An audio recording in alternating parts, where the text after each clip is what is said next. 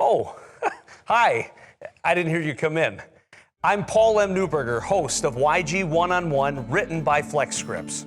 This is an interesting conversation we're going to have. I must admit, I'm feeling a little lonely here today because normally I'm joined by a business luminary or top executive here on the set of my program. Right now, you just got me. But the good news is what we're going to be lacking in an in-person guest, we're going to be making up for with respect to quality. Because as the founder and CEO of the Young Guns movement, it's my personal ambition, as well as the goal of this movement, to bring you enlightening individuals talking about very important subject matter, especially for entrepreneurs. And if you're an entrepreneur, you aspire to start a business, whatever the case may be, one of the most frustrating aspects could be the world of finance.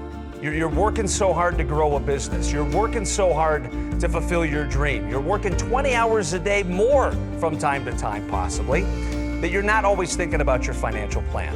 And not just any financial advisor is going to do. It takes a special individual to want to work and advise the hardworking entrepreneurs all across this country. Well, you're in luck, because it's a blessing for me to introduce you to my good friend, Ron Chandler. Ron is the president of Summit Investment Management. He's been a friend of mine for a while. I've learned a lot, and Ron has built his business by advising entrepreneurs. He's very good at what he does, and I think you're going to learn a lot. So without further ado, I'd like to introduce you to Ron Chandler, a good friend of ours here at the Young Guns movement, to broaden our minds and expand our horizons.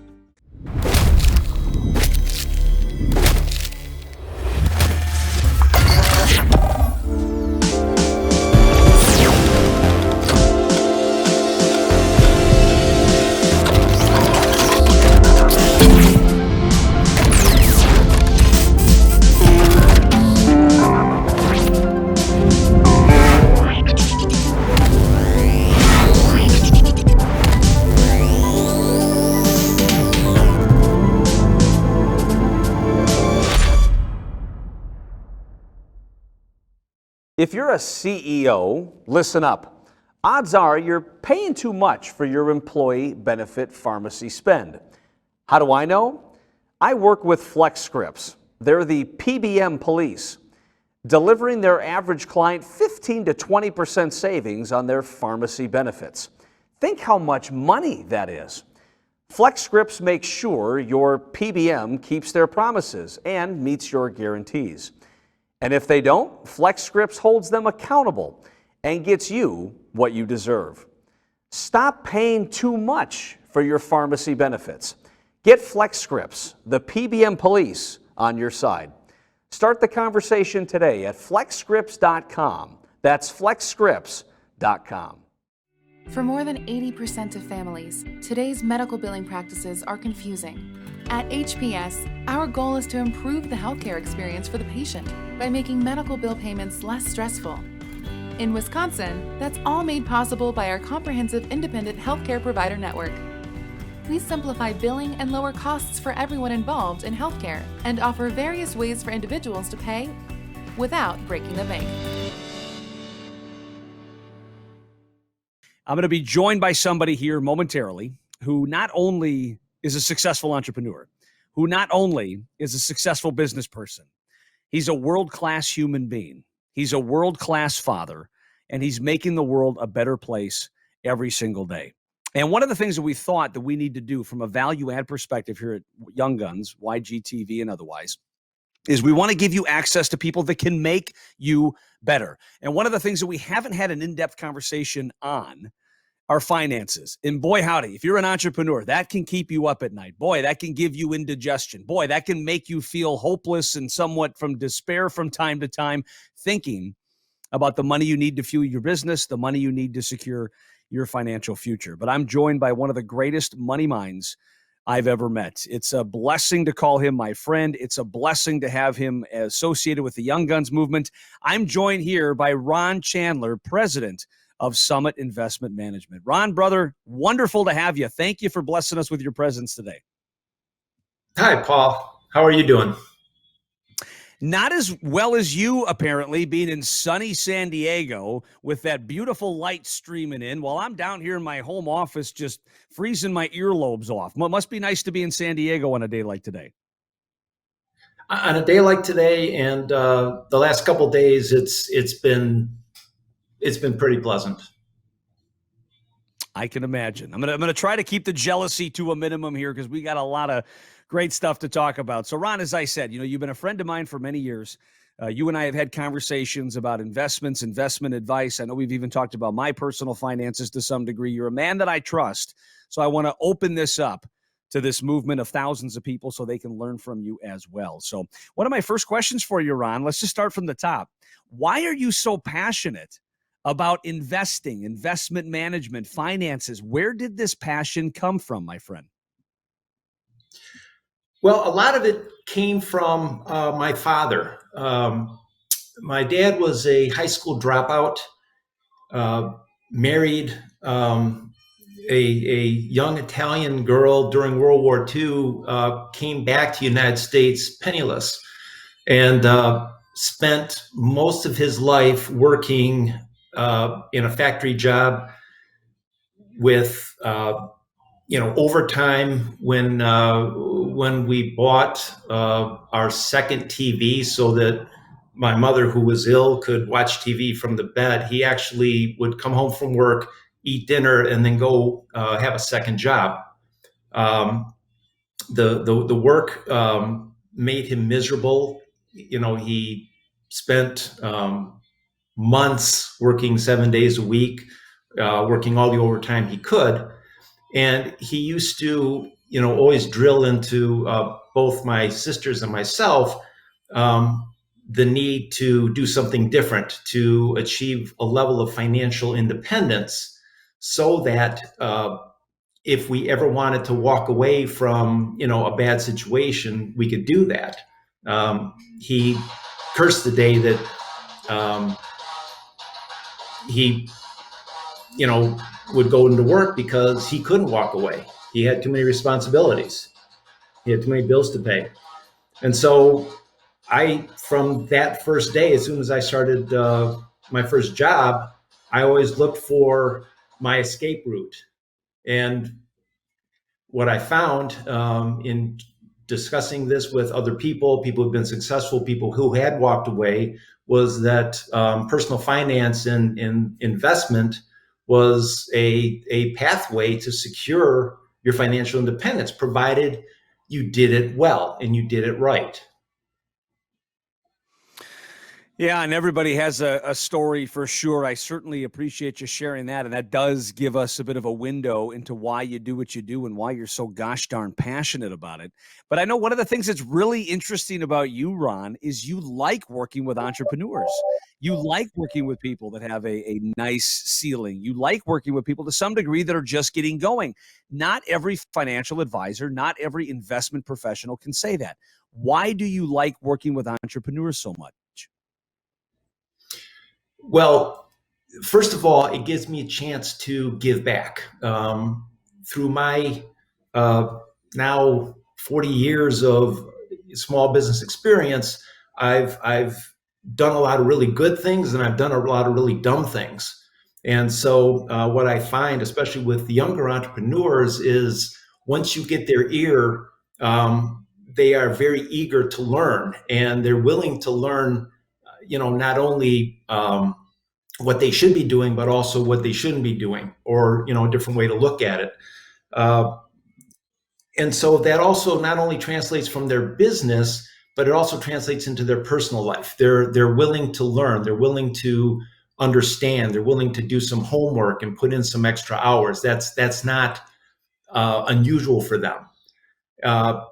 They also understand eventually that they can't do it at all. And so it becomes part of the whole, process of building and growing a successful business. When you first start out, you're doing the books, you're doing the selling, you're manufacturing the product, sometimes, in your garage. But eventually you need to find somebody else to do the books. You need somebody else to do the taxes. You need somebody else. And so I can become a very, very valuable resource to them to take care of the back office stuff, and in a lot of cases the personal finance stuff, while they're spending their time and their energy growing their business. And then also, in many cases, as they get older and as their life changes, give them time to spend with their family and their loved ones. The last thing, and you've experienced this, right? The last thing you want to do is get home from work at 7 o'clock, and now you got to worry about, how your investments did, or is your insurance right, or do you, whatever else is going on, when you've got your children and a very, very short window of time to really make a difference in their lives, and create the memories that they're going to carry on throughout their lives. Yeah, well said. I could not agree with you more. And one of the things I just want the audience to fully understand, sure, I mean, if you're interested in working with a financial advisor, you can pretty much work with anybody you want. But what I love about Ron, and Ron is too humble to admit this, okay, but Ron is a somebody. Ron has got some big clients. Ron manages a good amount of money. Entrepreneurs that are just getting going, entrepreneurs that are making some progress but have a way to go, are not always going to be able to get the attention of someone like a Ron Chandler. So I just want everybody watching this to know that he is an exception, and it's a blessing to take advantage of someone like Ron because he offers the best of both worlds. Ron, talk to me a little bit about this. So, I mean, some of this might be common sense, but talk to me about some of the risks that entrepreneurs face if they don't plan ahead. And you and I have had conversations about this as well. One of the things that I'm really good at is putting my head down and going. I don't even maybe know what I'm going to do 3 days from now, but I know today I'm going to crush it. So because we can get distracted, because we can have our minds on so many different things, we might not be thinking about our finances long-term. And what are some of the risks for entrepreneurs that don't have that long-term mindset? Well, there's several minefields along the way. First and foremost, as your life changes, you need to restructure your balance sheet, along with your income statement. You may not need life insurance when you're 23 years old and single. When you're 30, married with 2 kids, now you need life insurance, and we need to understand what that life insurance looks like. And we've shared personal experiences that you've had about life insurance, and you know how important that is. Other things, simply are that people tend to run their business and their personal lives differently. And I completely disagree with that whole philosophy. I try to impose the same business concept their lives into their business. So what's next the hill, what's over the horizon, and want to make sure that to get there, along with mitigating as many risks and roadblocks before they get hit. Yeah, well said. And those are just things we don't think about all day, every day. So to have somebody like a Ron Chandler, to have somebody there that's looking out for you, that's looking out for your finances, yeah, what a blessing that could be as well. So one of the questions I have for you, Ron, is, again, and I don't want to be crass, but if you know one financial advisor, you know them all. If you know one financial service organization, you know them all. Well, one of the keynotes that I give, and I think you've heard this one a time or two, instantaneous differentiation, how to make yourself memorable. How do you separate yourself? How do you differentiate yourself? So what makes your organization stand out from the others? How would you answer that? What is the Summit Investment Management differentiation, would you say? What separates you from the other organizations that people like me could choose from? Well, there's a couple. First of all, when we bought Summit was like many of the other financial advisors and agencies in the area. We had a minimum, and it was a big minimum. So to come and be a client of Summit, you had to already come with money. And it was a sum of money that my parents never had. So I had just bought a business that wouldn't even take my own parents as clients. So that was the first thing I decided to change. we will take anybody as a client as long as they're willing to work and be coached and accept our philosophy. Our philosophy is based on cash flow. We believe that total return is nice when you're sitting at the country club and you're bragging about your portfolio, but at the end of the day, there's going to be a point where you are either going to want to or need to live without a paycheck. And having the cash flow coming from your investments at that time is critical. So what we always tell everybody is that, look, we're not trying to beat the market. We're not trying to beat any index. We're trying to beat your checkbook. If I can put enough money from your investments into your checking account every day to make sure that you are able to pay your bills, keep your house, put food on the table, then I'm doing my job. Yeah, and that's certainly a novel concept. I mean, I can honestly say I know just about everybody, being an avid networker. There's not too many financial advisors that I've heard talk about the importance of cash flow. Obviously, we know that, but rather than just investment returns and portfolio, focusing on the day-to-day, focusing on making sure that you have those funds to take care of what's most important in life. And I think that's extremely refreshing. You mentioned you've been around the block once or twice. You've seen a lot. I'm not saying that you're old. I'm saying that you're very experienced. That's what I'm saying. And one of the thoughts that I have is, although every person is different, although everybody's needs are different, although every organization is different, I'm sure you've seen some commonalities from time to time. And my question for you is, speaking really about entrepreneurs in this instance, what are some of the common mistakes that entrepreneurs make when it comes to their finances? Well, what are some things that you see time and time again that those watching this maybe can be a little bit more aware of moving forward?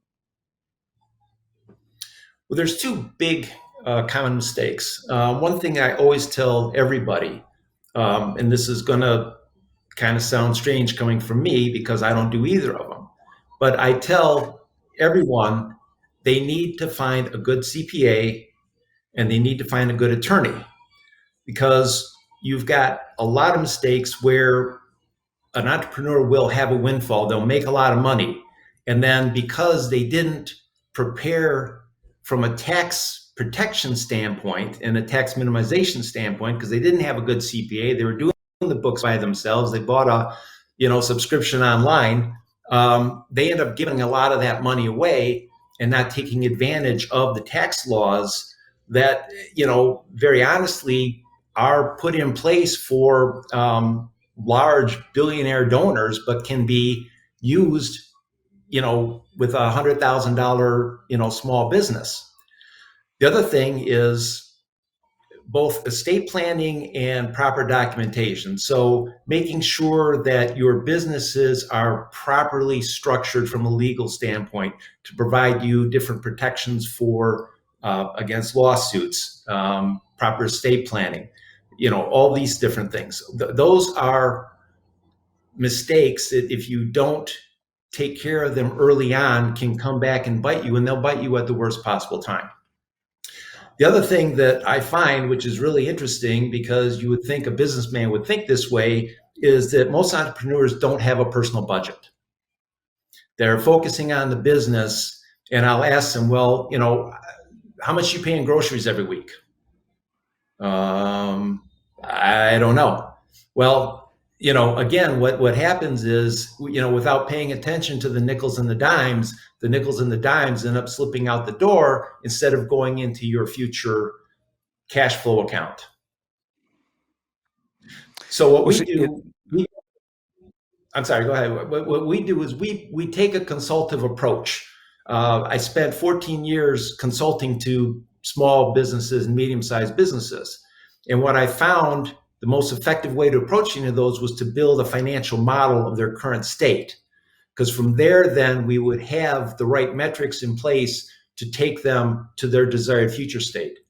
So I do the same thing with individual clients now. We will build a financial model that we use then as the basis, the stake in the ground, to say, this is our starting point. This is what we look like today. And then we start painting a picture of what we want to look like tomorrow. And we use that model then to make decisions and to measure our success along the way. Well, you see, and this is what I love talking about you, Ron, so much for, because now I'm sitting here going, crap, I don't even know what I spend a week with respect to groceries. 3 little monsters upstairs. I know it adds up pretty quick. I better get my wife down here to bail me out here because I don't know the answer. I should, though, and that's a good reminder. So speaking of, I know you don't have a crystal ball.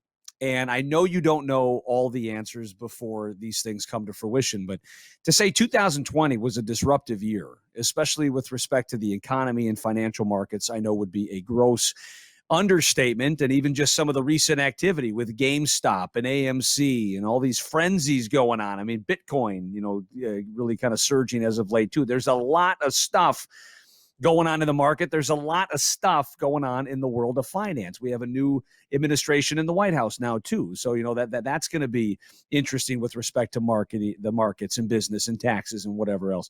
So I'm going to put you on the spot here. And remember, this is recorded, and we're probably going to play this back over and over and over to see if you made the right predictions or not. But I got to ask you, Ron Chandler, give me 3 bold predictions for 2021 as it pertains to the world of finance.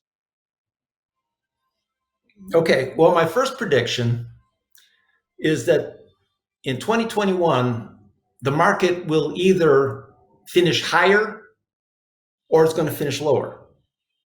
That's my first prediction. Good one. My second prediction is that some people are going to make a lot of money investing this year, and some are going to lose a lot of money investing this year.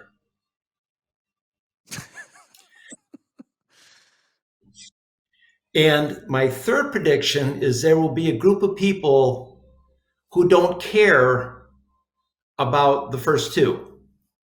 And those are the people who have properly structured their financial life to handle whatever the market and whatever the economy throws at them.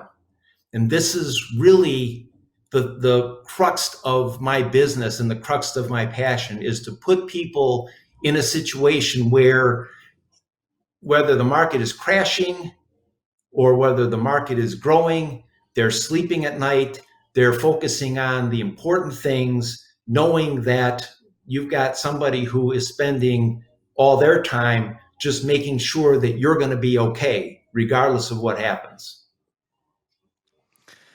Well, Ron, here is a bold prediction coming from me, okay? That if the world of financial services stops suiting you, you would be a perfect politician. I'm just saying with an answer like that. That's why we love you over here at Young Guns. He tells it like it is. Well, you're a man who's had a lot of success. You've had professional success. You've had personal success. I do believe, and correct me if I'm wrong, but I do believe Ron Chandler is living his best life. So one of the things with respect to this success is you've lived it. You've seen other people go through it as well. What would you say are some of the commonalities that just about all successful people have in common? Well, here is a movement. I mean, that's what we're aspiring for. We're trying to get people to be the best possible version of themselves. We're trying to get them to dig deep. And these people want to know, how do I become more successful? Well, Ron, how would you answer that? Well, what are some of the commonalities that all successful people have in common?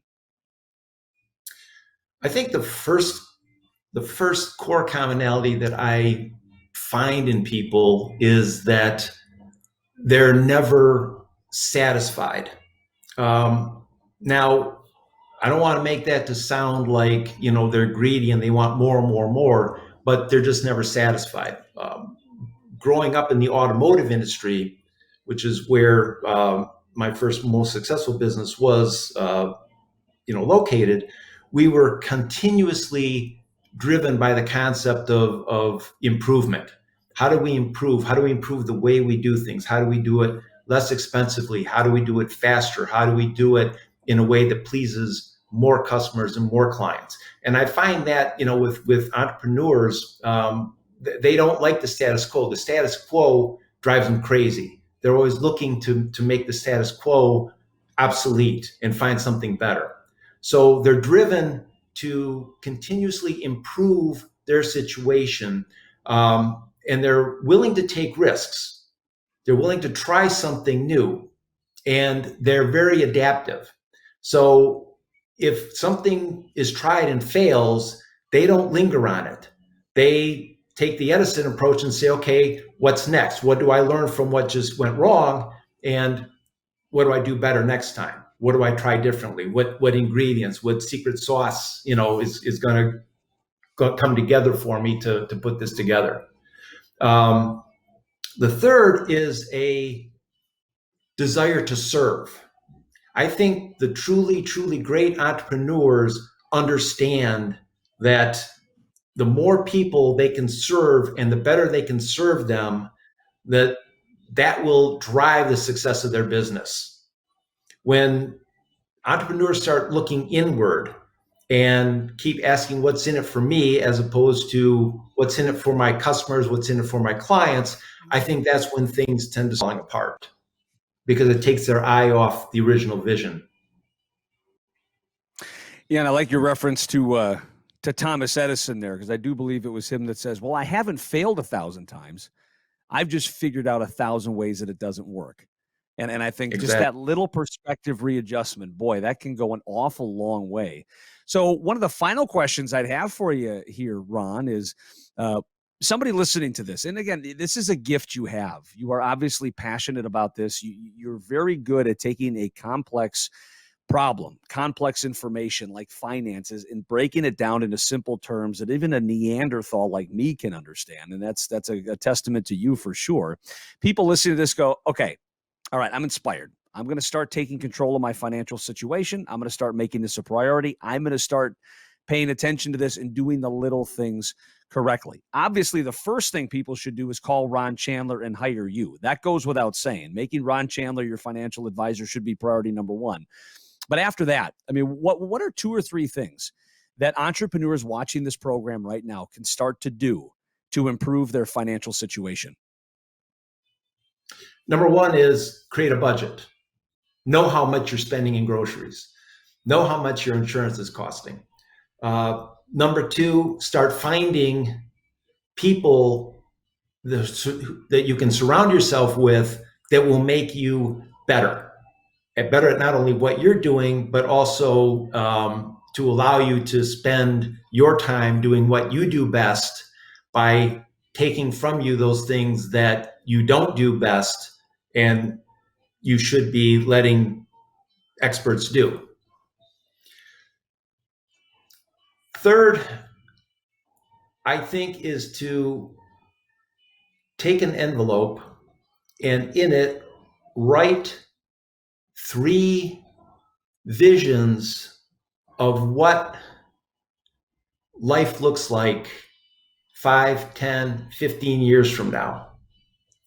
Put that in there and then put that up on a bathroom mirror so that envelope is staring you in the face every day, so that you remember not only what you need to take care of today, but what you need to do today to take care of your tomorrows.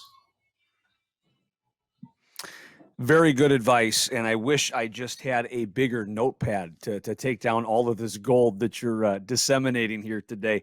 Again, sometimes I take for granted what a blessing it is to talk to you as often as I do. You're my friend, you're my brother in Christ, and sometimes I get used to this, but boy, on a conversation like this, it just reminds me how truly fortunate I am to know you and other people that are working with you, how blessed they are as well. So Ron, in closing, we've got the movement, as you know, because Summit Investment Management is a very trusted partner here at the Young Guns movement. We are growing like gangbusters. We have an international audience, and at any given time, we have tens of thousands of eyes on us. So you've got all these people watching right now. You've got all these people paying attention. What would your closing remarks be to the individual members of the Young Guns movement? Maybe a parting word of advice, maybe some leaving them with some inspiration or whatever else. But what would be your final words to the people in the movement watching this today? The final words would be always be willing to fail forward. And what I mean by that is that, no matter what business you're in, no matter how smart you are, no matter how good you are, there's going to be hills, there's going to be valleys. Nothing is a straight line. And so when you hit those speed bumps, when you hit those roadblocks, when you see all these things, don't give up. Don't give up on yourself. Don't give up on your people. Don't give up on this country. Don't give up on God. At some point in time, things will work out if you continue to push forward and you do it intelligently and you do it with the people that can help you and are going to be there for you when you can do that. If you stay focused on your passions and you remember why you're doing it and who you're doing it for, you're going to be okay. It may not look like you think it's going to look, but that's okay. You're going to be okay. Great advice, Ron. Thank you so much for being a part of the Young Guns movement. We really do appreciate it. Thank you for carving out some time in your very busy schedule to share your words of wisdom with us, to inspire us, to encourage us. And then again, as a call to action, again, take it from me. I'm 38 years old. I used to be a financial advisor, but when I got busy creating businesses and doing the thing and following my passions in life, sometimes these things fall by the wayside. Sometimes you don't give these items as much TLC as possible. Do yourself a favor.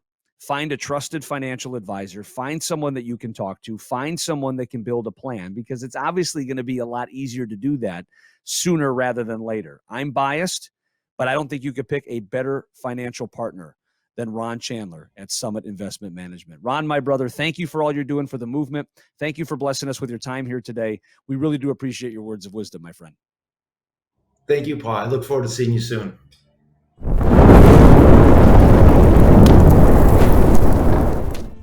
I got to tell you, I've heard Ron speak dozens of times. Every time he opens his mouth, I learn something new. I really hope you found as much value in this conversation as I have. And again, it's one of those things. If I knew then what I know now, just getting going as an entrepreneur, getting going starting businesses, and knowing what it takes to start a financial plan, some of those do's and don'ts, very worthwhile information. So thank you to my friend Ron Chandler, president of Summit Investment Management, a good friend to us here at Young Guns. If you like high quality content like this, boy, you really don't want to miss what we pump out on an ongoing weekly basis as part of YGTV. Are you subscribing to YGTV? If not, what's wrong with you? It's totally free. Everybody's doing it after all. Positive peer pressure, there you go.